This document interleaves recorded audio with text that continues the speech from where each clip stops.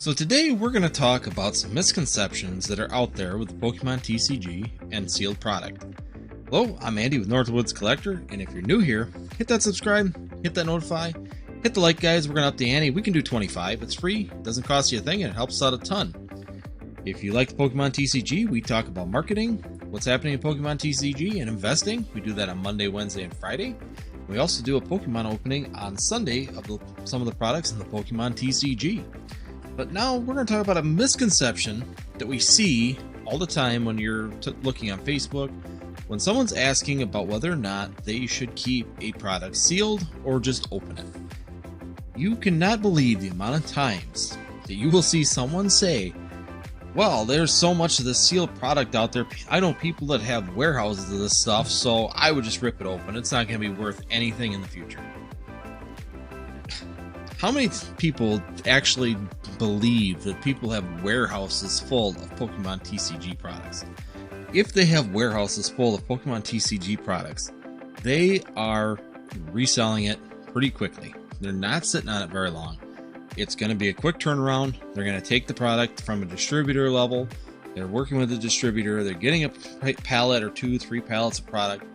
They are listing it and selling it immediately. Let's just go to Evolving Skies. Let's say, hypothetically, that someone bought 100 pallets of booster boxes for Evolving Skies, then bought 100 pallets of ETBs. How many of them people do you think were actually sitting on this product when the booster boxes went from what they were probably purchasing it at that point at like $75 to $78 a booster box, and it went to $160 to $180 a booster box? How many of them do you think would be still sitting on those 100 pallets of booster boxes? Probably none of them. I wouldn't be. If my product were to go from what I got it at distributor cost at $75 to $80 and went all the way up to $180, it's gone. I'm not going to be sitting on it. It'd be silly to do so. People are looking for that product. You're trying to open it, and you are supplying the needs. The only place that can actually really affect the market to that degree of where your product may become undervalued or go below MSRP or just get flooded out is Pokemon themselves. They're the only warehouse anywhere that can actually perform that feat. You would have to have such a substantial number of product put away, and not just one set. You have to remember, even if they did it and they had it on one set and they had 100,000 booster boxes hidden somewhere in a warehouse, they could not do that with every set in the Pokemon TCG. You gotta remember, just in the Sword and Shield era alone, we're looking at 8 sets currently. A 9th one has just been announced, and you know that there's going to be at least 1 or 2 more, possibly 3 more next year. These products are not easy to continually hold in large facilities. It's not reasonable. It's not going to happen. You're going to play the markets if you have that much product sitting there. If you can see a 20 to 40% increase in the short term, you're not going to hold it. It's just not going to happen. I wouldn't do it. No investor that I know of would do it. And they actually, when they release these products, even if they have a large quantity of it, you don't see a big effect on the markets. They don't have enough. You would have to have hundreds, probably 100,000 plus people with warehouses full of product in order to even come close to what a wave of Pokemon TCG, even a small wave of what Pokemon releases when they do a reprint of a product. And even on reprints, I would think that even that many people would probably have the equivalent of what we saw with Darkness Ablaze. You would see a small reprint come through equivalently, and you would maybe see a $5 to $10 decrease in a booster box. That's just how much product you would have to get in order to come back to that supply that's already there, or they're looking for, especially when it comes to modern, even in 5 years. I mean, any kind of product that comes through will be eaten up about as fast as you could get it out of your house. Now, does that mean that every product would stay or wouldn't go below MSRP? No. Products in the first 2 years normally can go below MSRP. If you purchase a product at MSRP, like most investors would suggest, especially in the ultra modern, so the last 2 years where it's still in reprint, you would see it possibly dip below for the first 2 years, and then shortly after that it would go back.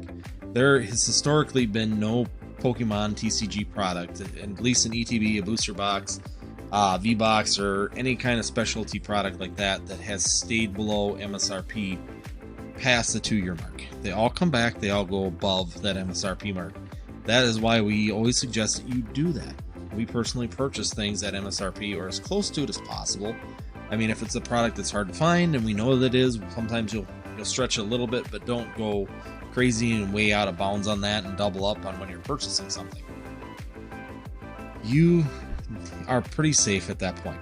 If you want to invest in something and you like it and you think other people would like it, then definitely feel free to save it and use it as an investment tool.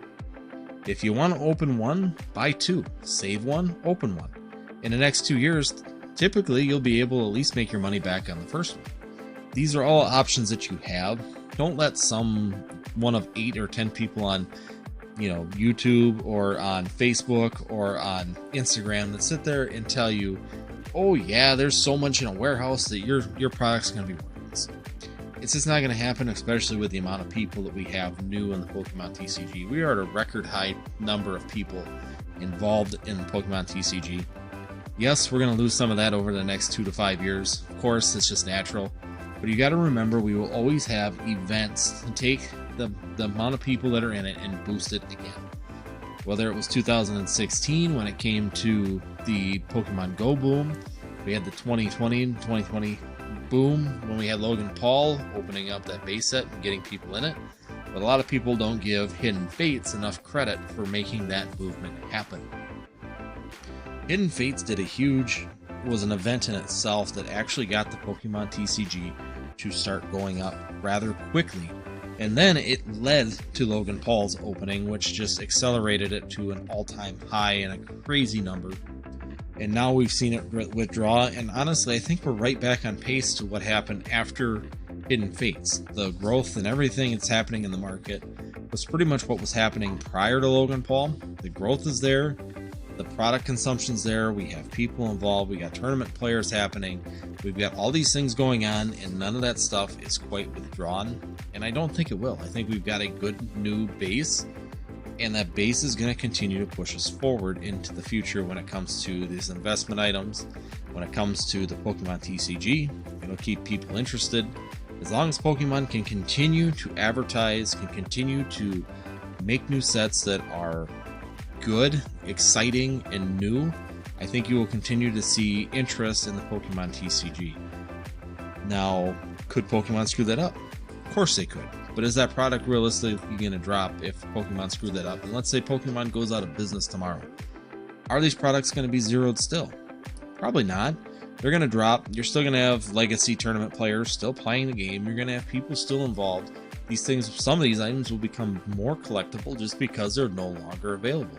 Of course, once again, once supply is gone, demand sometimes increases. Not 100%, but in general, that is a very good likelihood, especially when it comes to something of these items. You're talking Charizard, Rayquaza, some of these hot items that fit many genres, not just Pokemon TCG, but I've actually seen people that have Dragon collections have Charizards and Rayquazas and stuff outside of it. So once again, there's multiple facets that these items can go to.